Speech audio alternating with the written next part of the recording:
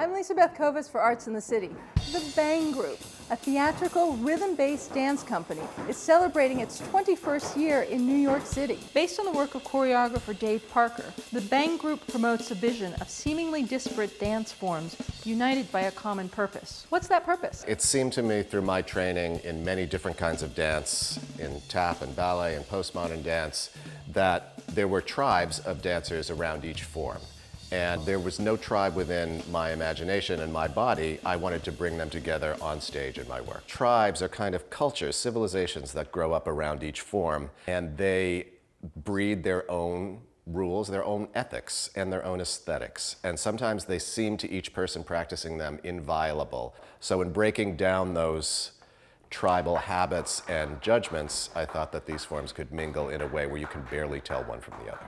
Most professional ballet dancers start their training at 12 and end their careers while many of us are still trying to figure out what we want to be when we grow up. Not so the Bang Group. At 50, principal dancer Jeffrey Kazin is still stunning on his toes. Are you magic? Well, no, but I am 52. I didn't start till I was 18, so right away I get all that much more time added on.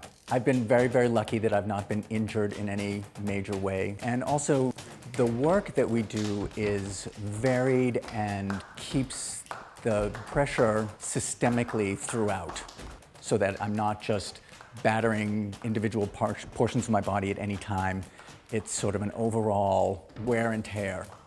It helps with longevity. A lot of your work seems to be about the sound of dance. I wanted to give the dancer a voice, the body a voice, not just the voice from the throat, but the whole body a voice. And that involves also more than just the feet, more than just tap, and more than just those metal sounds on the floor. So I've spent the last 2 decades exploring different ways that people in movement can be heard as well as seen. A lot of the rhythms tap into what I feel is a primal satisfaction that you can hear as well as physicalize, and it's thrilling when it comes together. There were a few dancers in vaudeville and early Hollywood films who did toe tapping, tapped on point. But what they did was such a weird-looking form, it was kind of a stunt. And I wanted to see if I could extend that musically and sonically by using the toe shoes as percussive instruments. Not many people know that it's even possible to tap on point. How do you do it? How do you do it?